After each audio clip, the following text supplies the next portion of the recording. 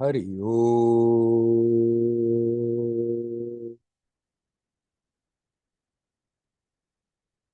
Hari Om.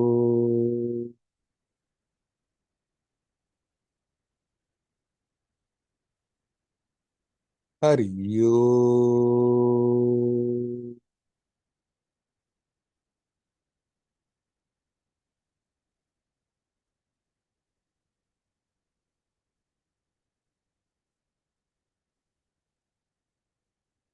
Hello, my friends.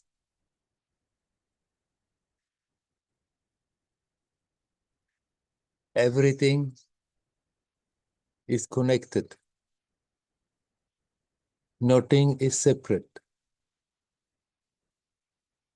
There is the multiplicity, but nothing is separate.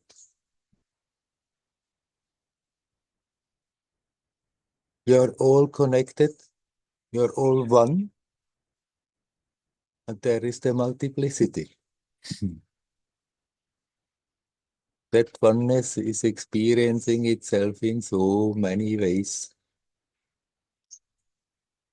Each expression is unique.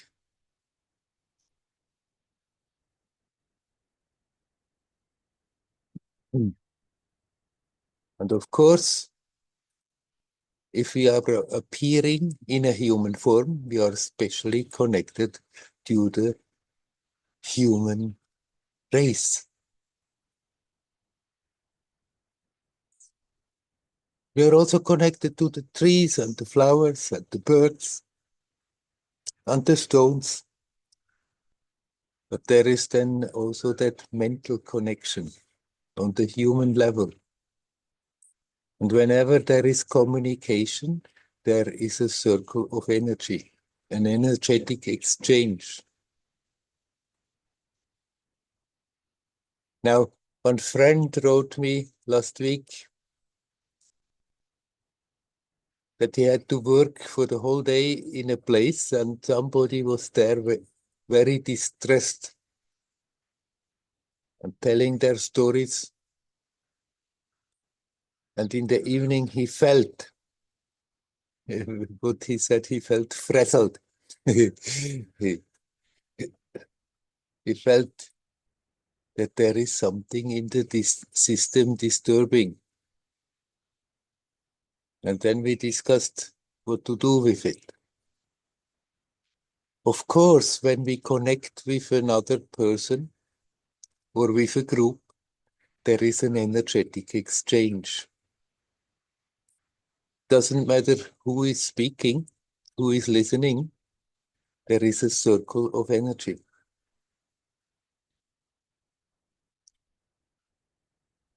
When there are three people in a room, there is a certain energetic atmosphere there.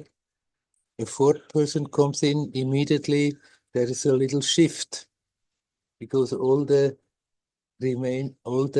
three people that are already there adjust to that energy that comes. Essentially, we are the same energetically. We are manifesting, expressing in different ways. People like to be together. People like to be amongst people because there is that conscious or unconscious, mainly unconscious feeling that there is an energetic exchange. It's creating intensity of the experience. It's enriching the experience, but of course it's creating a lot of troubles also.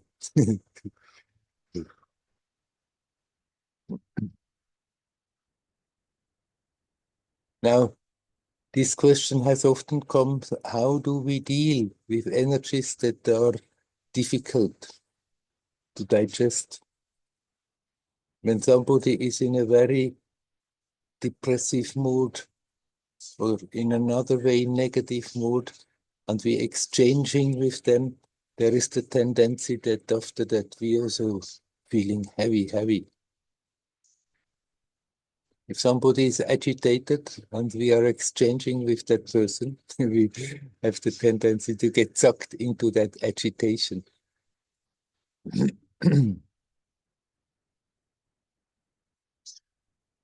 We can learn to remain centered,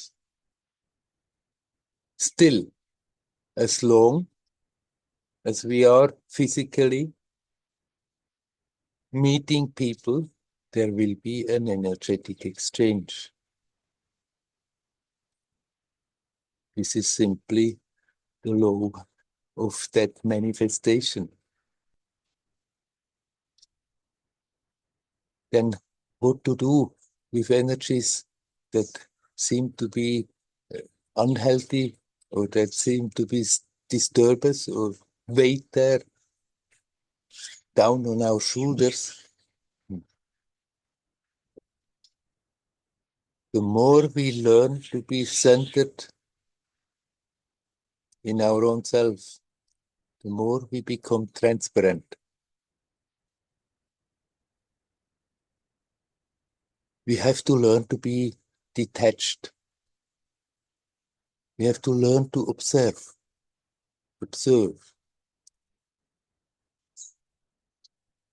When there is an exchange and we feel there is somebody who is having very negative emotions and they are venting when we talk. Often people are venting their stuff out and we feel it's coming in our system. No need of trying to fight with it. But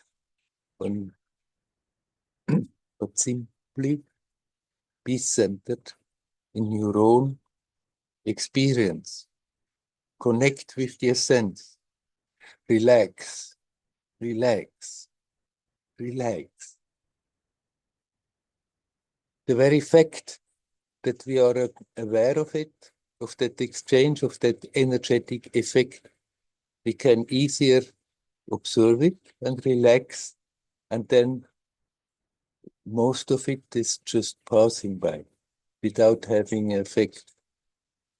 Still, there's something may stick in the system. And then after an exchange like this, it's often very helpful if we can spend some time alone and just aware, not think, oh my God, what has happened? Okay, this is just the way it is. When we meet people, there is an energetic exchange. Our system will have to deal with that foreign energy.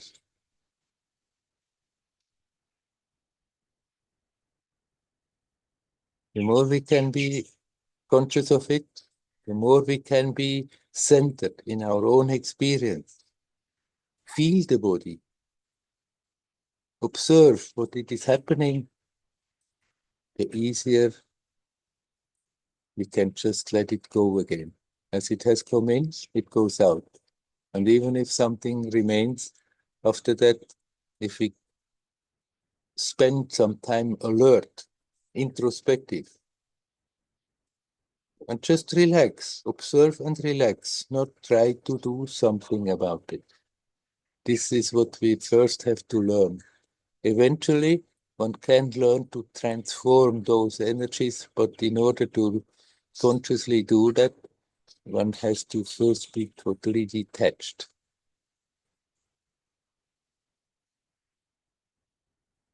And we detach by being aware how those energies are affecting our experience right now, what is happening physically, energetically, how it is affecting our mental state and our clarity of thinking. If we can observe all that and relax, then the influences that are not beneficial easily they evaporate. We don't have to be afraid of going out and meeting people. If we don't feel like being a lot amongst people, among crowds, fine. Then let's avoid it when we can. Sometimes it's not possible to avoid. So we can just learn to be aware, feel our own body.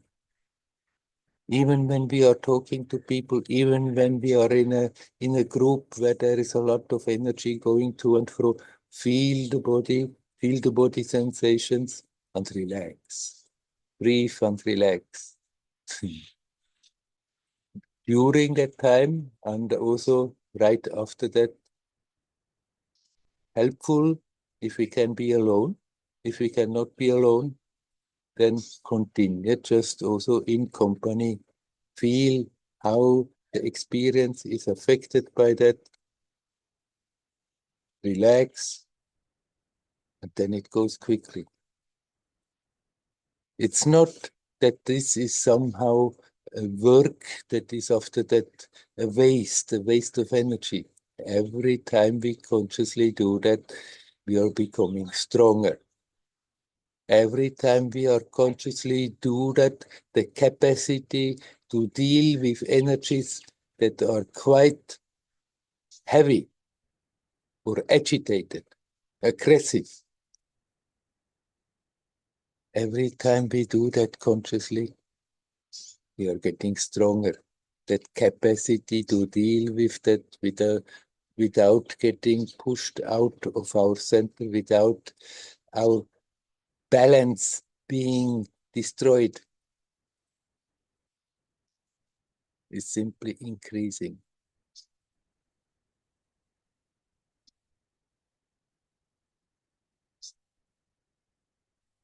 That's part of the human game, that we learn, that we grow, essentially remaining the same, and yet we learn, getting clearer, and we grow energetically, getting stronger.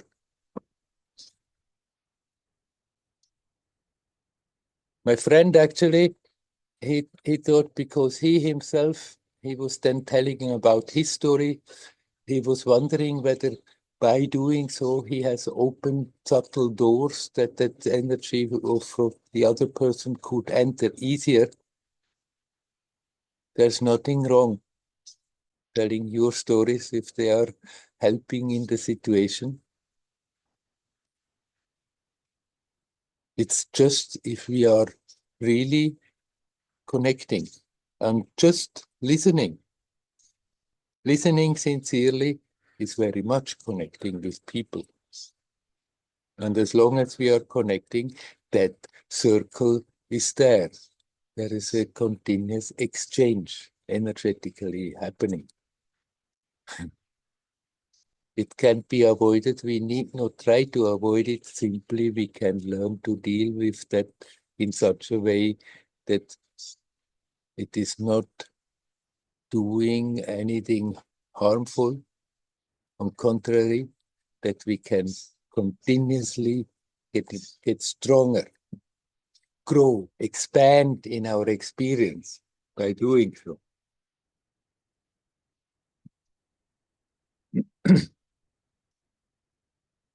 This is a process.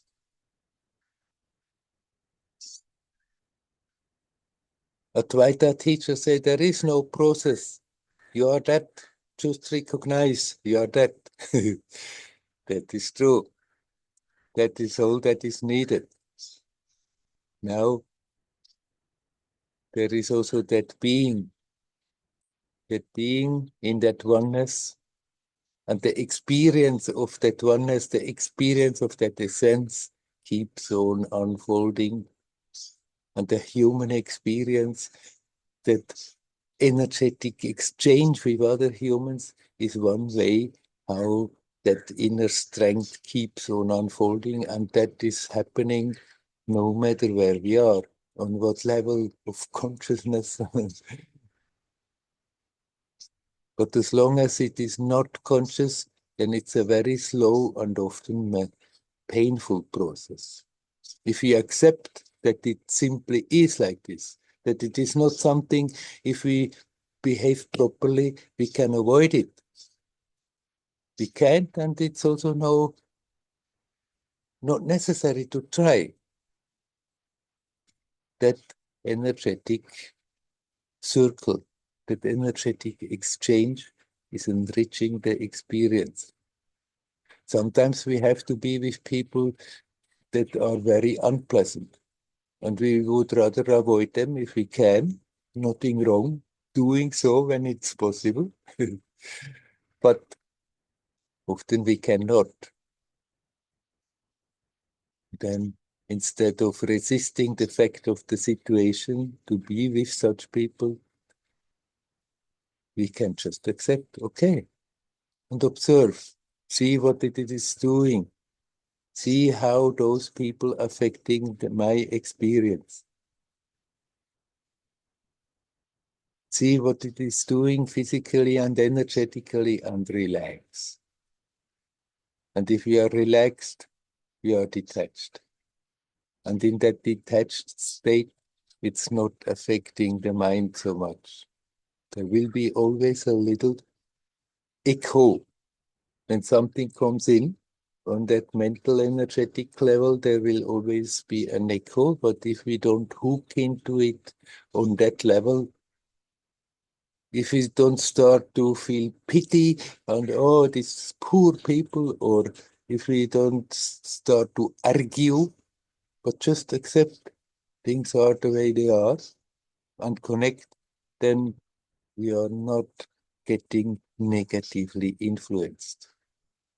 The system may be charged sometimes, but then a moment later we can be alone and relax, and it simply restores the original balance again.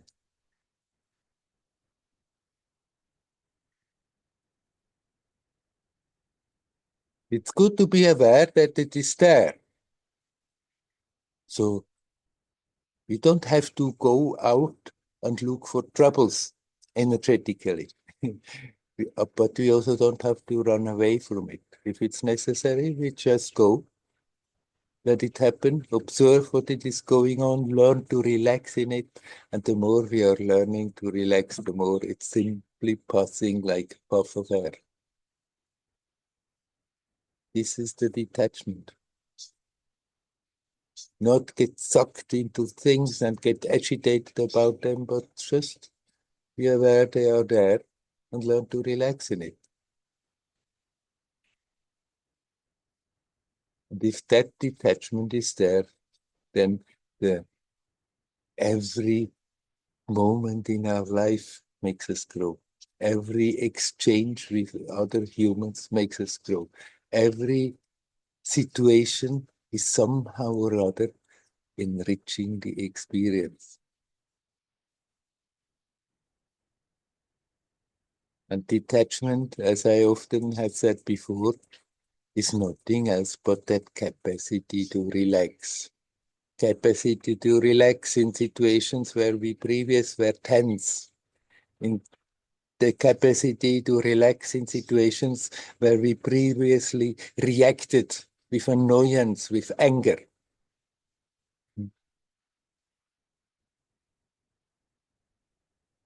If we learn to simply relax and observe,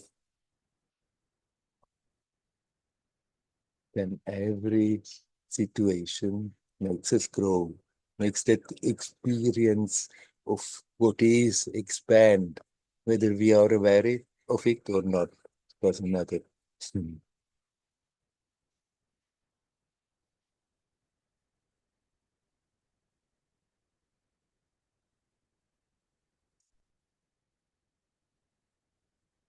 Let the life take its course in its natural way, unfold the story in its natural way, but we can be aware our involvement in that story is just a role that we are playing. I am not that role. If that awareness is there, it's possible also to observe the expressions of that being that you are, the expressions, the body, the energy, the mind, the intellect. You can observe, see how it has the tendency to create tensions, or rather is aiming and helping harmony and peace. And the more that awareness is there, the easier it is to deal with situations, with other human beings in a constructive way that all those involved can actually benefit from it. The more we are capable to be at ease, at peace, in harmony, the more our presence is also having a good, helpful, uplifting effect on other people. The first step is to recognize it. The second step is to relax, to detach, to let go.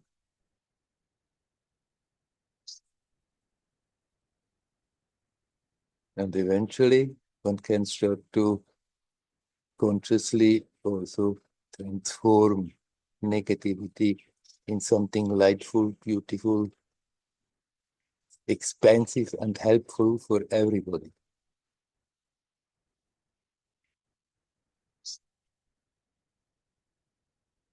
Okay, my friends, I leave the subject. It is not directly telling about the self, about Atman, but it's something everybody is confronted with day after day. And it's good to know as a spiritual practitioner, as a seeker, even if you become more sensitive about the energies that are going to and from amongst people, it's not a reason to hide away and not see anybody. If one wants to do so, if that is natural, that is perfectly all right. But not out of fear, not out of fear that we are being affected negatively. And if we are aware of this exchange, of this energetic happening, then we consciously can approach crowds, consciously can approach single persons, and be aware that all this to and fro, that continuous energetic exchange, if it is observed, if we can be relaxed in it, then it harmoniously adds to our own experience and makes it more expansive instead of disturbing. Okay, okay. Hari Om, Hari Om, Hari Om. So I've been talking by myself, and now, as usual, I'm inviting you. Is there anybody who would like to come in and say something? Please do so.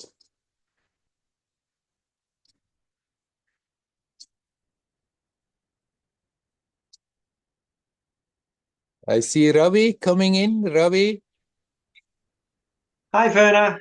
hello. Um, just trying to remember what what, What you wanted to my say? service. So someone mentioned to me that it would be good for me to do some service, Mhm. and it's definitely been something on my mind that my world has been very insular, and I'd like to feel like I'm contributing in some way. Um, my mum is elderly and she spends too much time by herself and yeah, it's good for me to stay in contact with her so she has some company, even if it's just by phone. Is service, but in my mind, I just seem to think or remember that maybe when you talk about doing service stuff, it extends more beyond the family where you don't have any emotional necessary ties. So you'd be choosing a project which is outside of the family, whether it's the environment or something like that. Can it just include the family? Of course, it can include a single person. It can include a family. It can include a whole group of people, or it can include all the people. But you can do service sincere service and just connecting with that service with one person. Sure. Okay. I guess I was asking because I'm probably just maybe overthinking it, but that maybe like if I'm doing service for my mum, trying to stay in contact with her so she's so lonely. I mean, I think that motive is quite pure, but sometimes our family dynamics are kind of tainted with our own, we're hooked into behaving a certain way for a particular reason. Yeah. And I guess when you're in that space, maybe your motives aren't that pure, but um, but that doesn't still, yeah, yeah. Can you comment on that? Yes. This is, of course, all the time the case, not simply with your mother. But if one is doing service, it's good to always have a good look at your motivations. Really, is it really pure? Is it really that it's coming from the heart that you feel like bringing something positive, either to a group of people, a nation, a whole humanity, or your family or your mom? Or is there always a hidden agenda there? That if I'm doing service, I'm getting that out of it. If I'm doing service, then that gives me uh, this and this and this advantage. And then if that thinking is there, then you can work on that, of letting Mm, that go.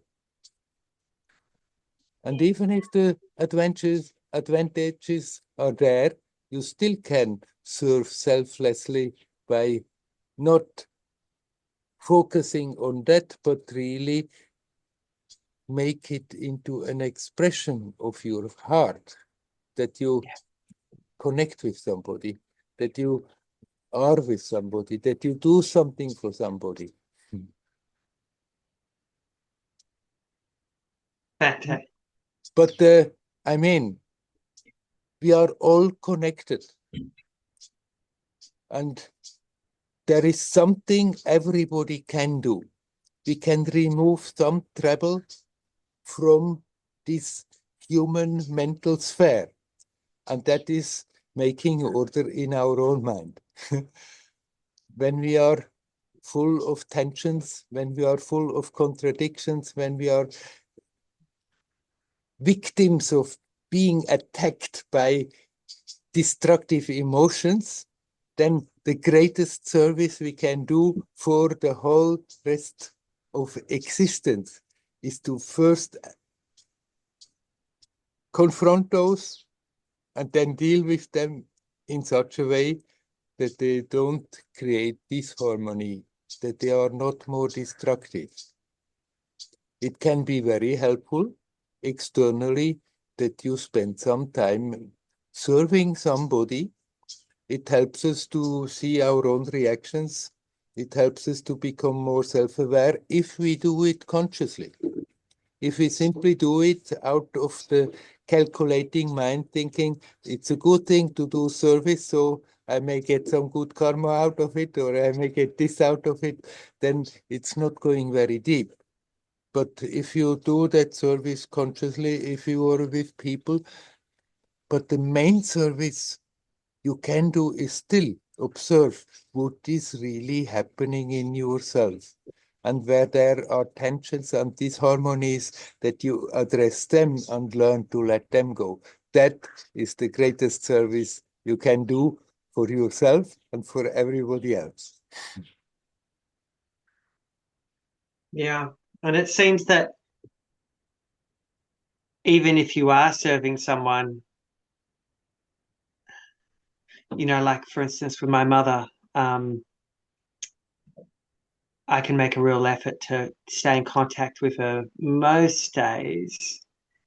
But sometimes my heart isn't into it when I ring her, and I'm conscious that I probably haven't, I guess, kind of made a difference to her day. Like, I mean, I know I have because she thanks me, but other times when I really kind of just make an effort to connect and make a real effort to talk about things, because sometimes it can be hard to know what to talk about and stuff like that. I feel like I've, in some sense helped kind of uplift her, or Mm, we've made a connection, I mm, guess.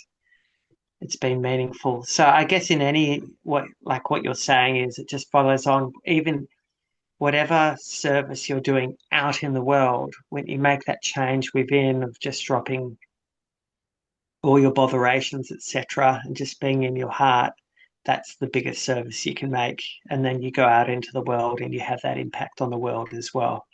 right, exactly. Yeah. Yeah,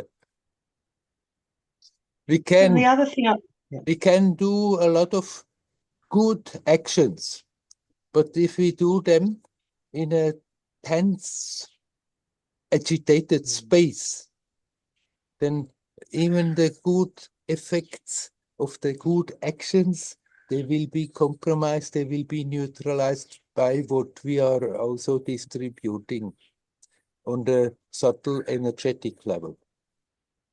Because those tensions, if we are acting out of tensions, out of disharmony, even if we are doing apparently good works, then we are also distributing something negative and destructive. And the two, they are neutralizing themselves out.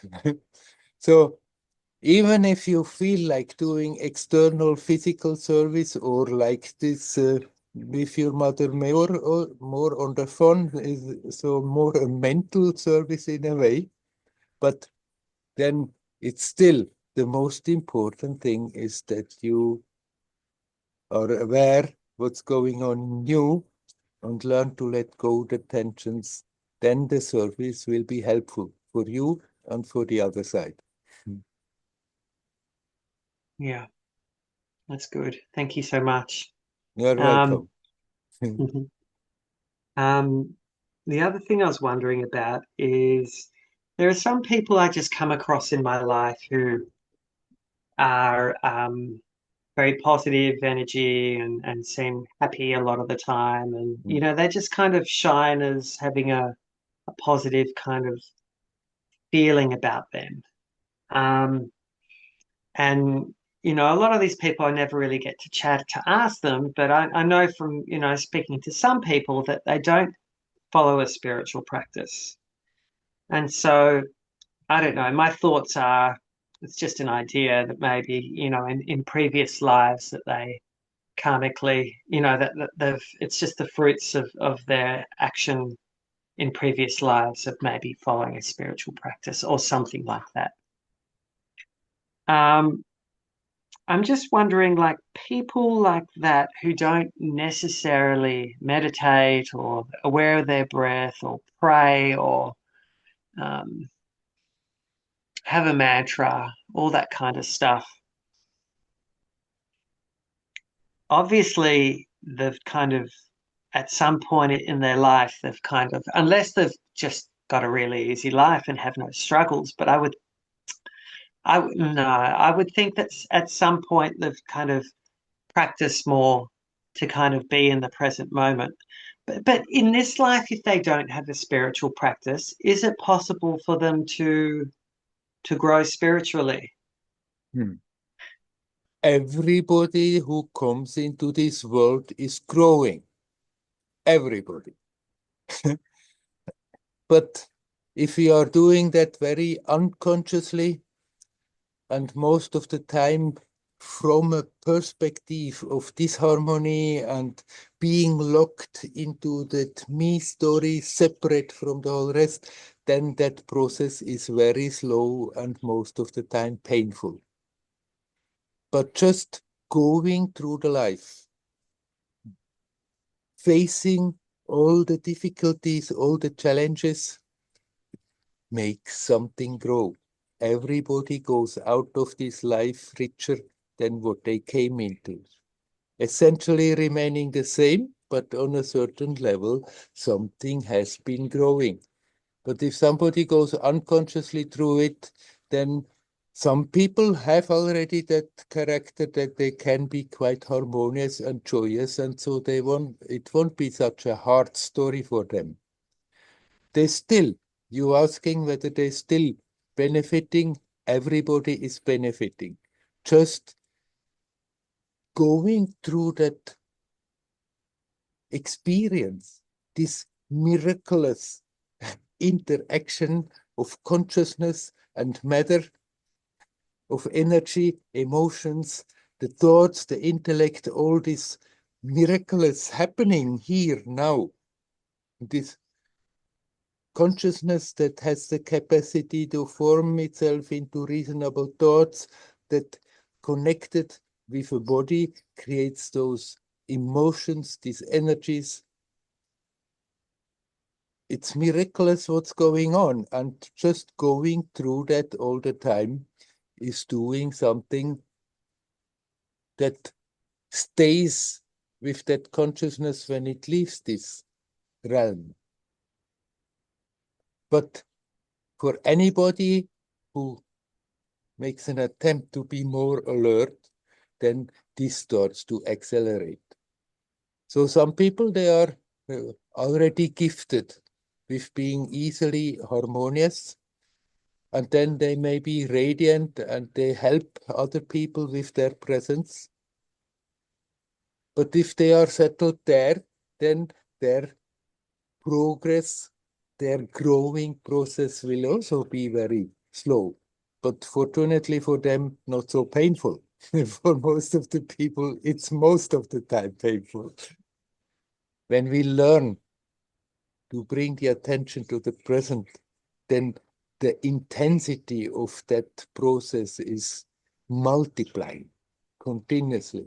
And then you can bring out of a life story so infinitely more than when you go half asleep through it and somehow just uh, being pushed along by destiny.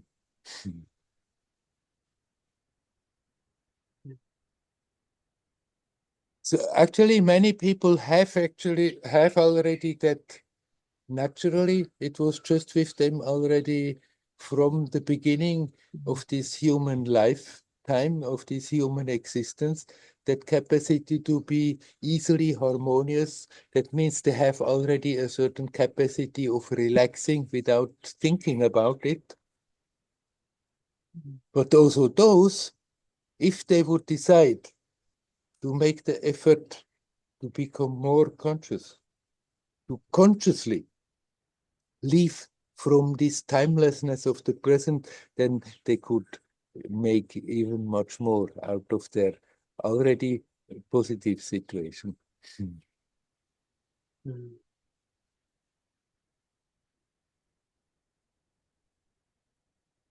But nobody is cheated. Nobody goes through this human story in vain.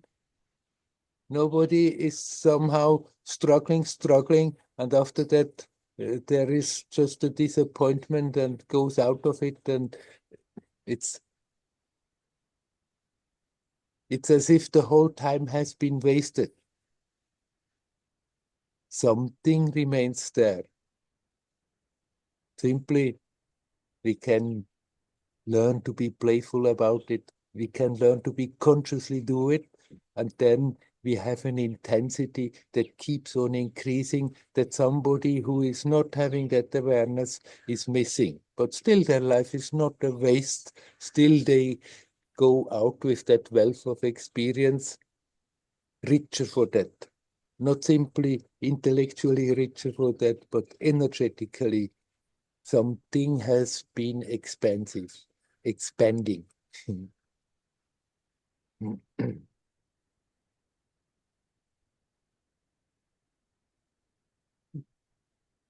Thanks, Werner. Shall we leave it at that? Yes, Okay. thank you. Hurry Hari on. Om, Ravi. Hari Om.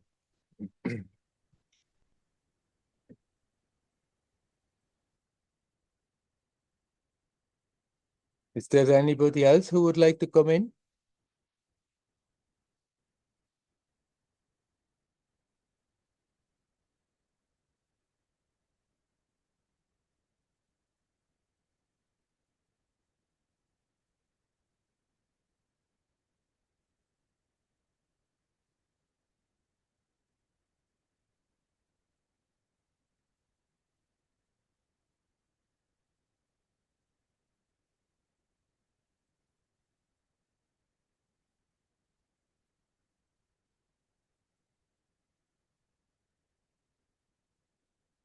Is what this world is about. This is what this world is about.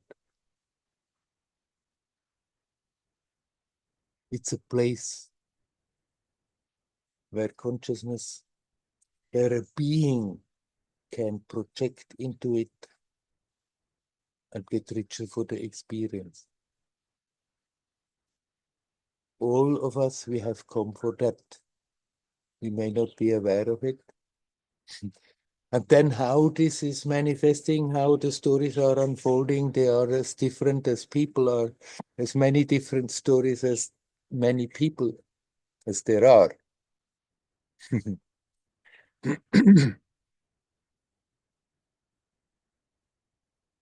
But basically, that's the point. There is a point in being conscious, because if that consciousness is there, there is such a different intensity how we are living. People have that look for that intensity. Everybody is chasing that intensity. People who have never thought of any spirituality, they chase that intensity by getting kicks, by looking for excitement, by fulfilling desires. For a moment, there are those peaks that intensity is there. Usually they don't stay, then the life goes on. The experience sort of crashes back to the usual level. One is just sort of surviving, waiting for the next peak, for that intensity. Destiny brings that intensity often in ways that we are not asking for, by creating difficult situations. In a difficult situation, often there is much more intensity, and so something is also really benefiting from that. But if we are going through our life half asleep, then basically it's just that the probability that is there will start to unfold itself.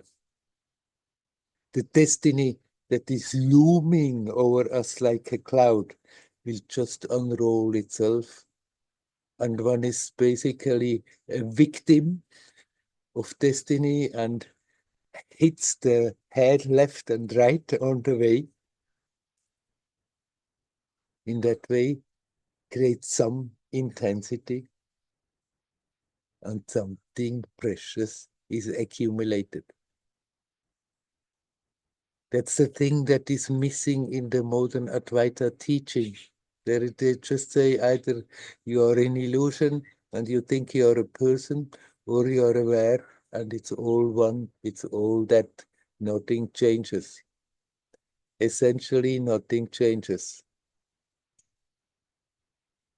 But the experience of it keeps on unfolding. There is the all oneness. In that all oneness, there are all those beings, not separate. And it doesn't create the problem that there is a multiplicity in that oneness. The problem comes only in the projection, in manifestation, where we are creating that wall and think we are separate. We are not. All is connected. But that experience of that oneness keeps on unfolding. So both is true. There is no change, there is no evolution, and yet something evolves, something unfolds.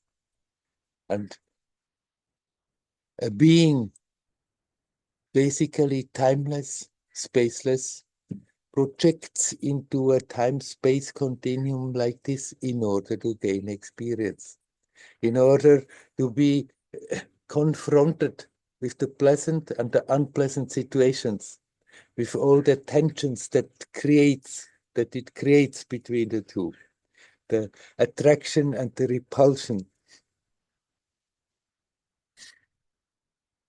Going through that day after day, having to get up every morning again, start the story all over.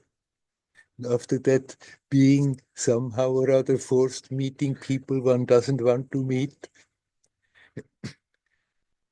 being happy of meeting people one wants to meet, all those is accumulating something very precious.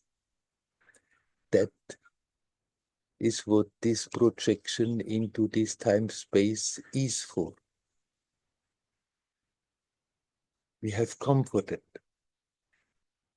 And if we learn to do that consciously, we can learn to increase that intensity that we are looking for, that people chase after in our normal life. Every time you bring your attention to that timelessness of the now, there is an intensity that people only usually experience when there is a peak, when there is an excitement, when there is a desire fulfilled, when something special happens. That intensity is there, available for the asking all the time. And if we live like this, then our perspective is clearing up and broadening and evolving.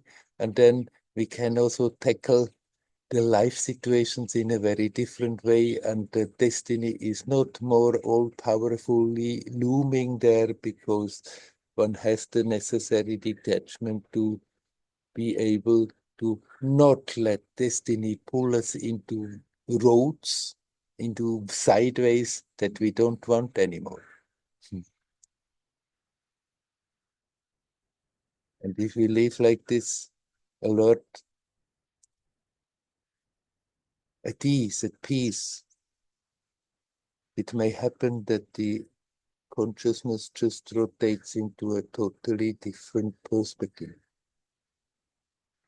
from where it is obvious, effortlessly clear that this person is just a role, that we need not somehow kill this person because this person exists only when we bring it into being to play the role.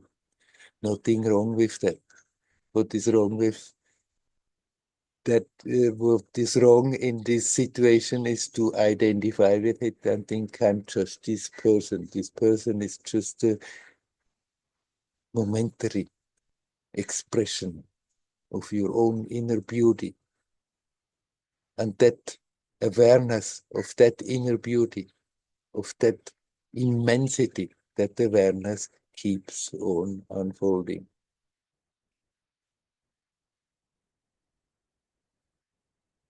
If we spend our life chasing after dreams, exhausting ourselves, it's a painful business, a painful and slow business. If we take our selves, our mind in the hand, and learn to bring the attention back to that, then it becomes more and more playful, more and more joyous. The capacity not to worry about things is increasing enormously, and we can learn to go playfully from moment to moment, getting richer for the experience as it was actually meant to be.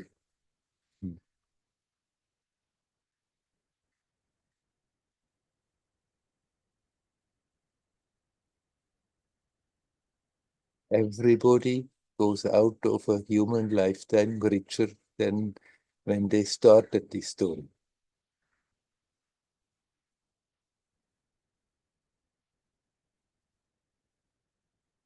It's just a question of how much we are really embracing that chance. Are we just being pushed painfully from day to day, and in course of the process still accumulating something precious? Or are we taking that opportunity serious, that we can go about it joyously, with increasing peace, with increasing power, with increasing ecstasy from day to day?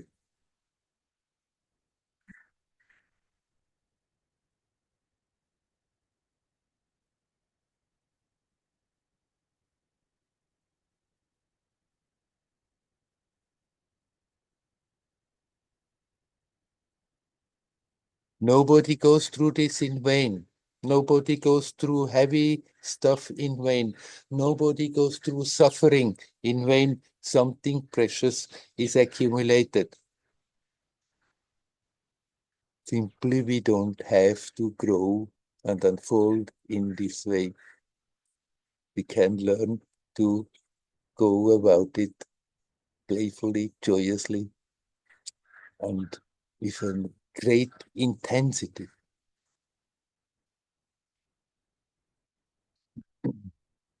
There I have been talking again. Is there anyone who would like to come in and say something? You're welcome to do so.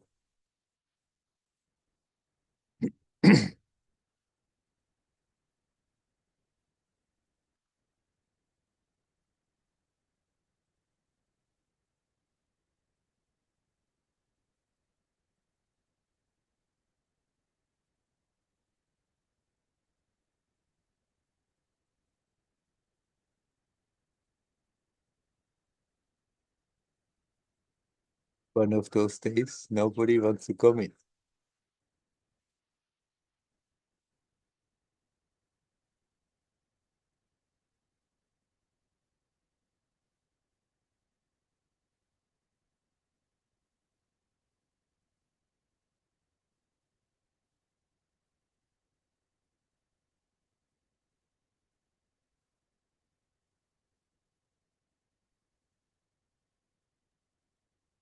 Okay, then I pick up an aspect that belongs in the same current, that is always something people are also struggling with, and I'm asked about it again and again. And recently there were also some discussions. That's the question of relationship, the human relationship. Actually, the relationship between people is a endless possibilities to have confrontations, to have to have situations, to learn, to be more capable of seeing how we are functioning. As soon as there are two minds, then sometimes there is friction, sometimes there is confrontation. It simply is so that essentially we are one, but the minds are different and then they clash.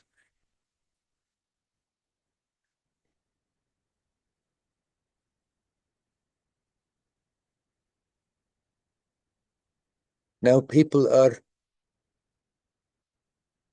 dreaming. Humanity is dreaming. So much of the popular music is about it. The dreaming of having that perfect relationship, that great love where there is always harmony. But actually, it's expecting something from outside that we have to develop for ourselves.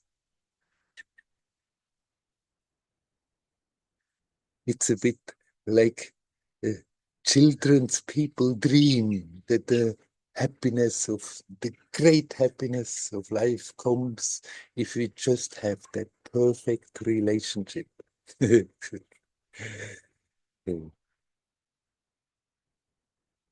You can find that perfect happiness, that perfect harmony in yourself. The more you live from that perspective, the more you're radiating that and things are adjusting and the contact with people is easier and more harmonious. Still, there will be confrontations, sometimes clashes. That's just how it is on this level.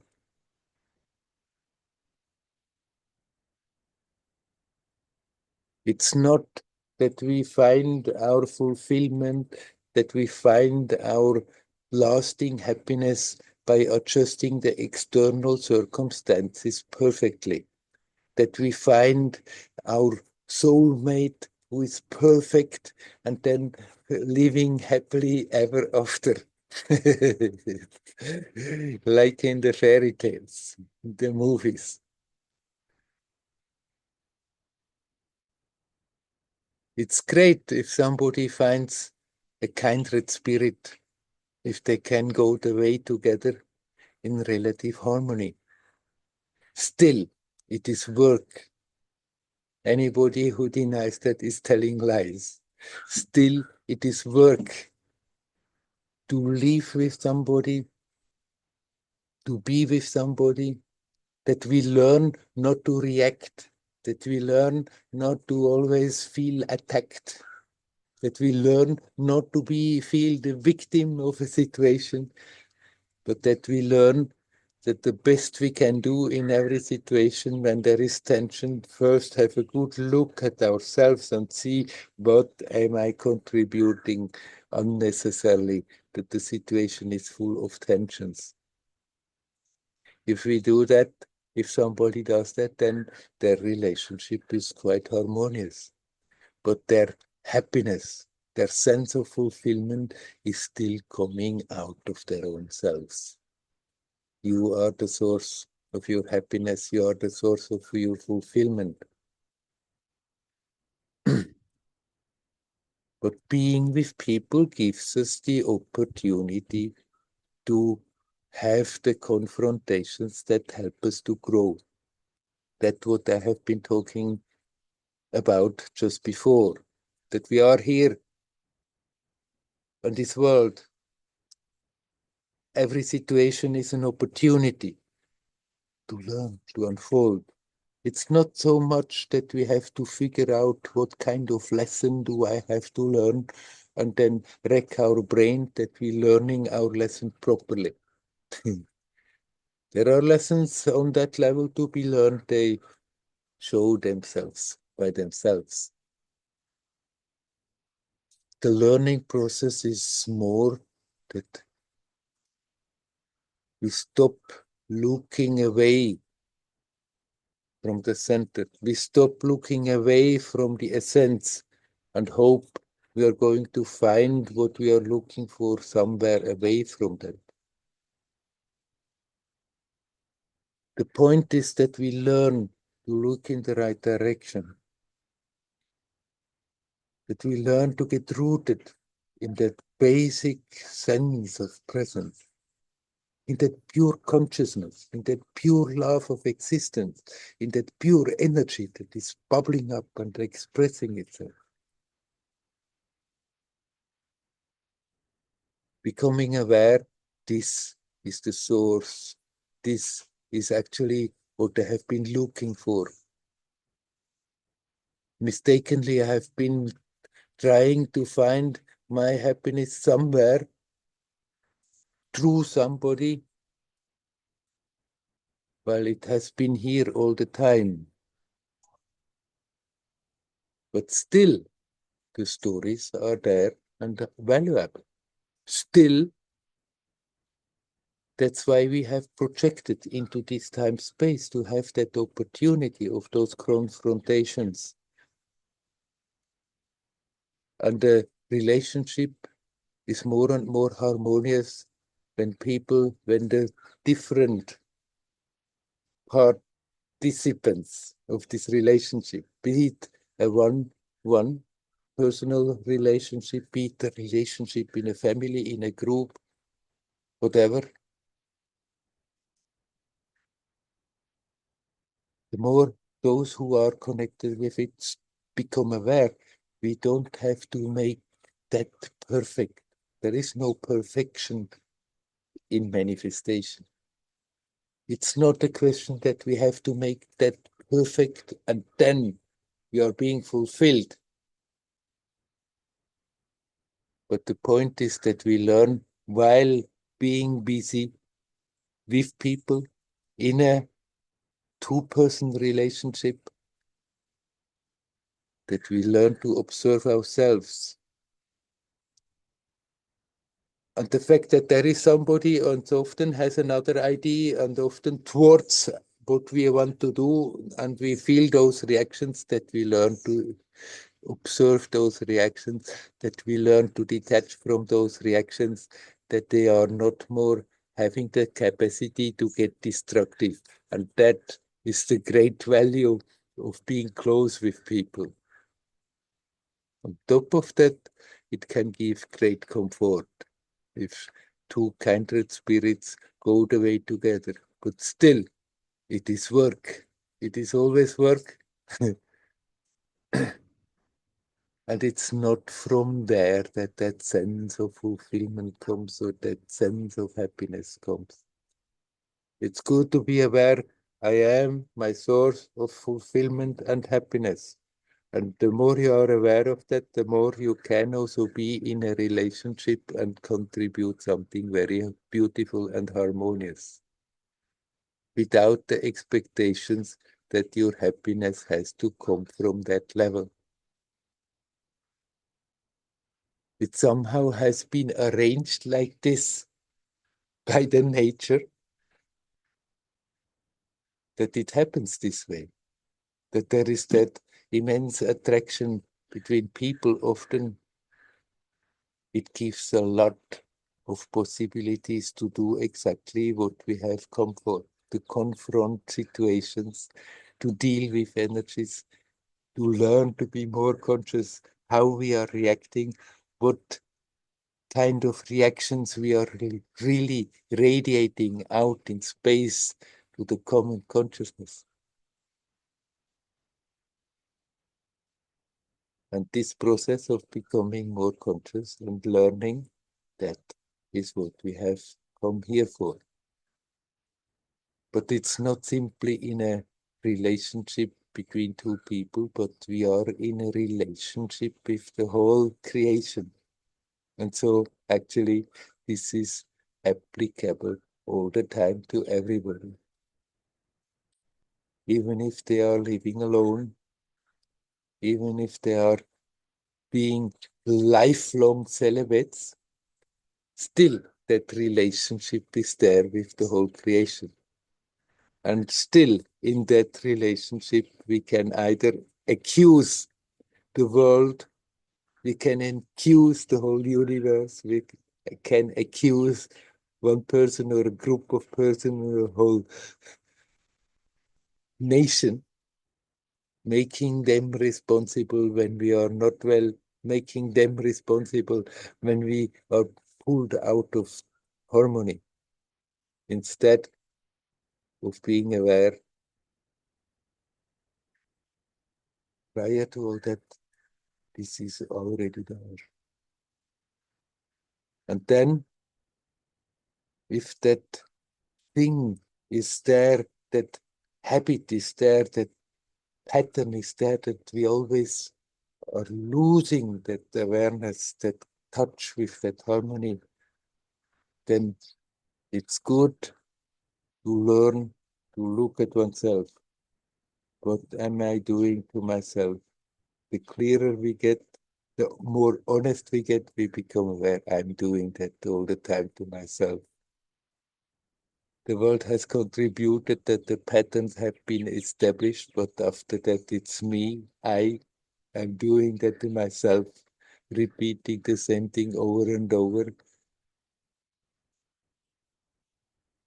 madly, thinking that somehow or other then maybe it brings happiness, although the experience is most of the time it brings tension, it brings pain, instead of shifting the attention, looking at oneself, see, oh, here it goes, here I'm bringing it, create, instead of creative energy, destructive energy into a situation that creates pain, pain for the one who is radiating it and pain for those who are receiving it unnecessarily. So by all means, who wants to be in a relationship, by all means be in a relationship, but be in a relationship consciously. Don't think that if you would simply would do it properly, if you would do it perfectly, that would bring you your fulfillment and your happiness. That we can find in one place only, in our own self, in that which is prior to this time of space, in that which is projecting itself here to get the experience.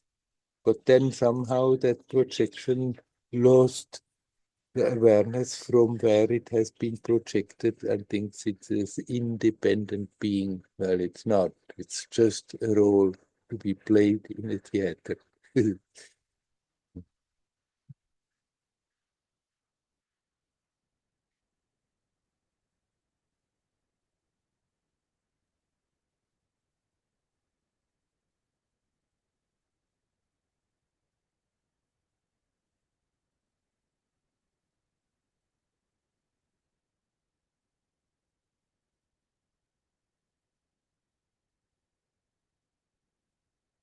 No matter what the life situation is, we can remember what we are here for.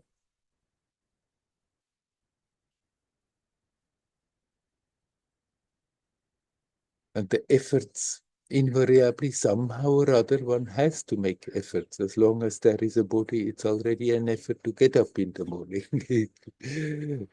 Just to go through the day is a string of efforts, to this, to that. Earning one's livelihood is efforts. So it's good to learn. It's good to understand and not forget and remind ourselves the one effort that really counts is just that little reminder. Bring the attention back. Be here, be now.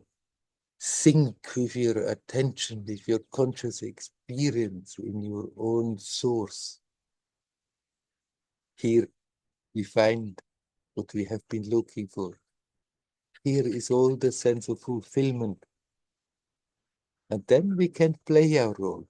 And we can be in a friendly relationship with one person, with a family, with a village, with a nation, with a continent, with the whole humanity. And then if that is if that is established, it's like it's opening and radiating. The whole expression is being included in that awareness. We are all one.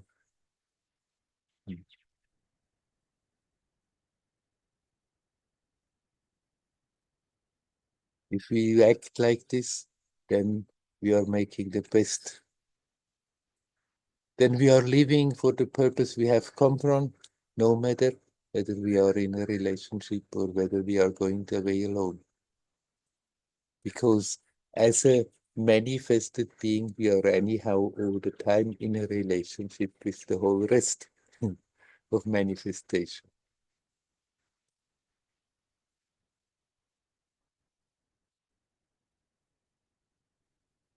The effort is not to make that relationship perfect.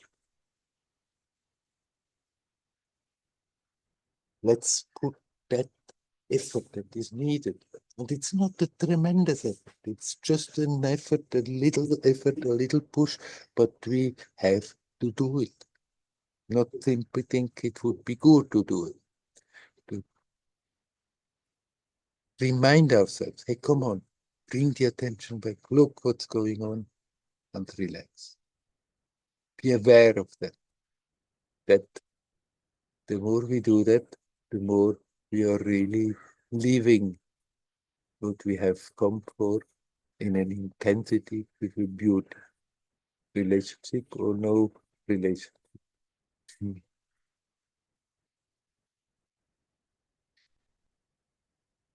Maybe by now somebody would like to come in and say something.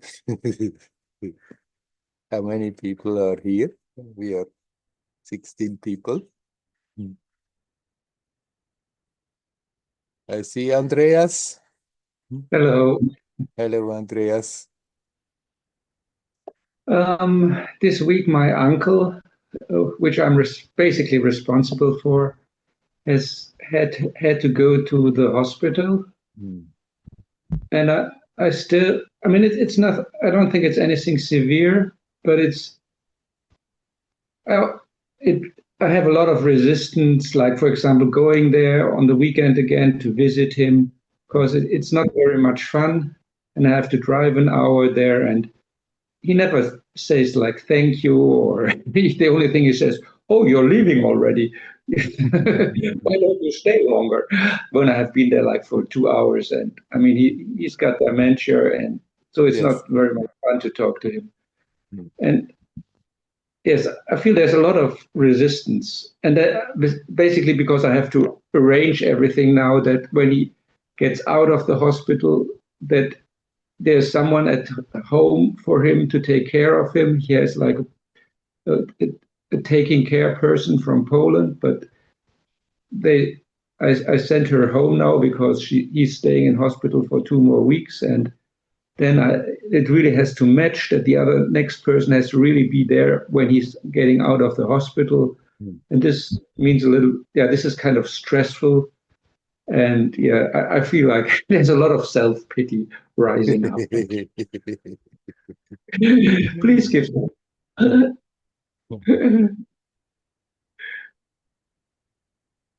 So, do you want me to comment on all this? Yes. Yes. Remember what you have come here for, why you came into this world. And then let the actions unroll themselves. And if you feel like you should go and be in the hospital, go. And if you don't feel, then don't go. Taking in your stride that somebody may not always be happy about it. The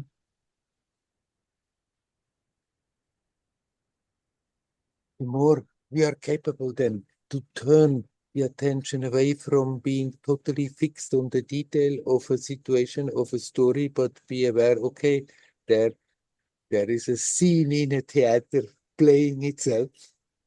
So I play my role in it. The easier it is to deal with it, the less serious we take the details.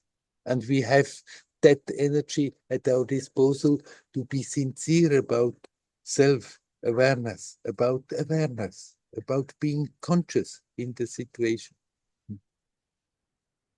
Not conscious, fixed on details, me, a person, and the others, but conscious that this magical experience keeps going on no matter what. Whether we are walking into a room, whether we are sitting, whether we are keeping quiet, whether we are talking, that energetic play that goes on, that circle I have been talking in the beginning between people, that continuous sort of a bit tension that is building up between looking for the pleasant, trying not to have the unpleasant. All this is going on all the time. And so if we learn to observe that, then we can just do such a thing like you do with your uncle without always coming back to, ooh, why am I doing it? It's actually, I don't like it. It's annoying me to do so. Then you just do it. You don't have to do the opposite and think, oh, but I should do it 20 times more. I'm not good enough. Okay, do what needs to be done without resistance. And then it's not a problem. Yeah, but there is a lot of resistance, and I watch it, or sometimes I watch it, sometimes I don't, but it's still there. It's like, and it's always there in the situations. For example, like on the weekend now, should I go and visit him? And it's like I don't like to do it. It's not very much fun, but he's yeah he's so disoriented because he's not in the usual hospital that it might be very helpful for him if I go there. Then there's at least one person that he knows and gives him, and I can give him some orientation because he trusts me. And so I'm probably I will go, but I just don't like it. I have resistance against it because I like to do something else when the sun is out and the weather is nice. Right. Understandably, it's nicer to be in a forest than to be in a hospital room. It's usually nicer to be amongst trees and birds than to be amongst patients in a hospital. But when you decide to do it, then after that, you can be on the lookout when that feeling of resistance comes. And then when it comes, aha, I see you, there you come again. And by really remaining on top of it and observing, then the tendency is getting less and less instead of getting more and more. You know, you're anyhow going to do like this and like this, but you already have the resistance. And actually, I don't like to do like this and like this. I want to do something else, but still I'm going to do anyhow, because out of sense of duty or whatever. And there we can be on the lookout. That feeling comes, that feeling of resistance. And then have a good look at that. Here now, have a good look, observe how it is affecting my experience, what it is doing to me physically, and then what it is doing to me energetically. And relax. And then it stops being a thing you drag yourself into it and think, oh, I'm doing it just because I have to do it. But then more and more it can also be spontaneously felt that you feel like doing so.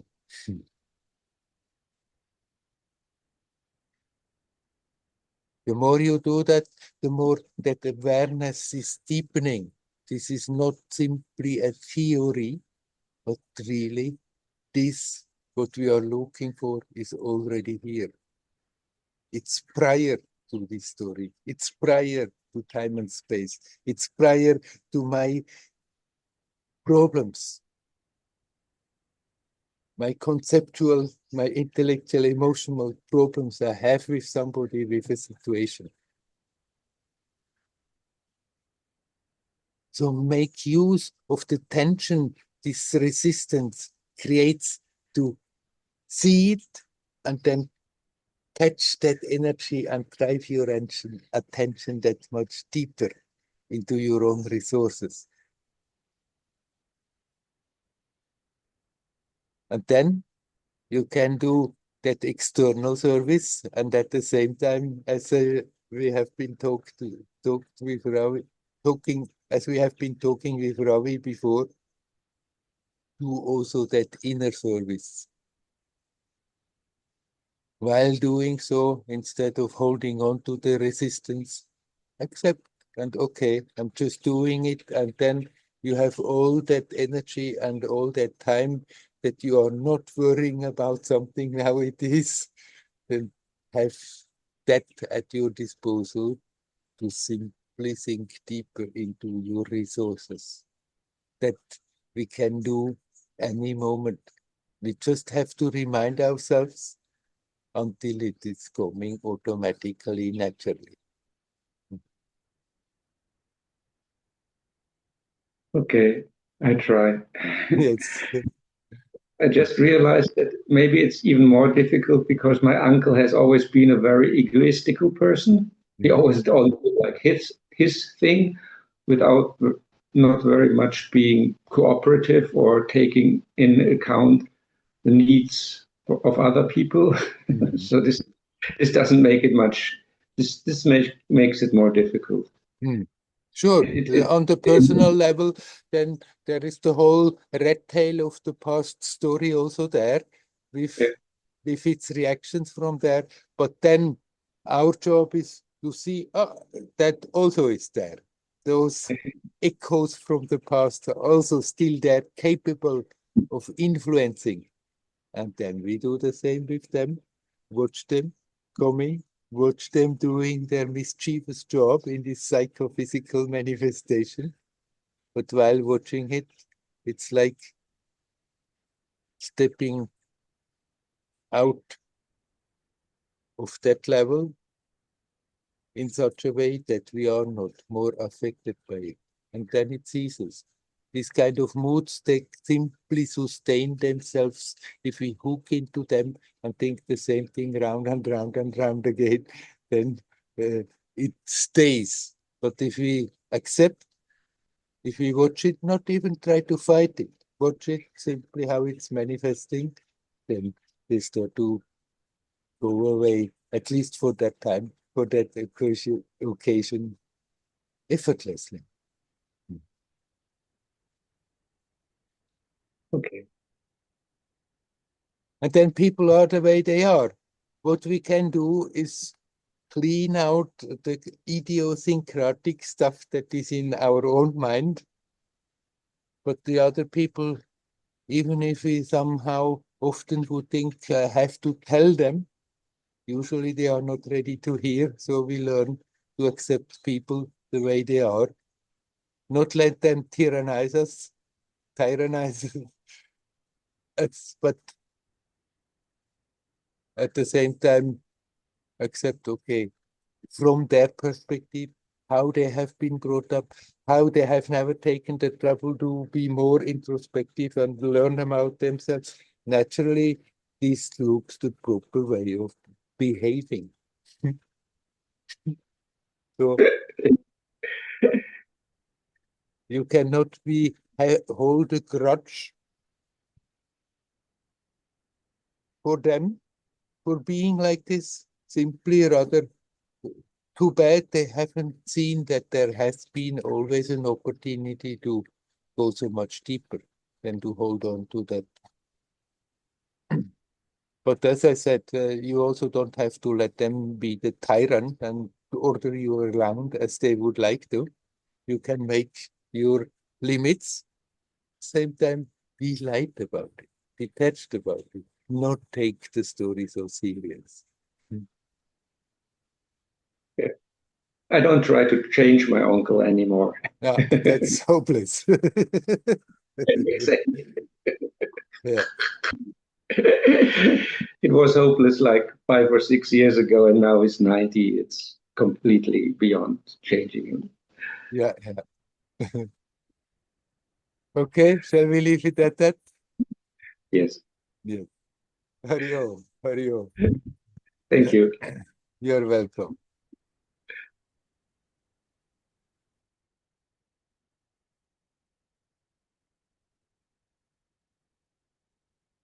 All is connected. All is an expression of that one essence. There is that oneness and there is that multiplicity.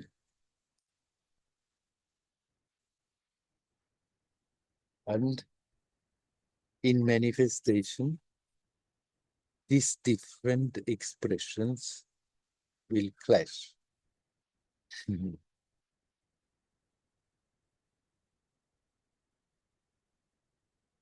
Consciousness is one, the minds are different. Minds are just, we say the mind. There's not such a thing like a mind. There are just habits of thinking, habits of reacting. And they have been formed differently, so they won't manifest in the same way. Every moment is an opportunity to become aware. I can either get attached to the situation, worry about the situation, get really annoyed often about the situation, sometimes being overjoyed because of the situation. Or I can use every situation to help me to become more self-aware. Every situation reminds you in a way, I'm alive, I'm here, I'm now, I'm alive.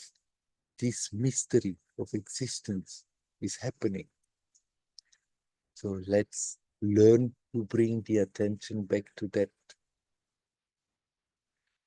And then go about it playfully, joyously, with increasing peace, with increasing harmony and strength, with increasing joyousness that is expressing itself easier and easier.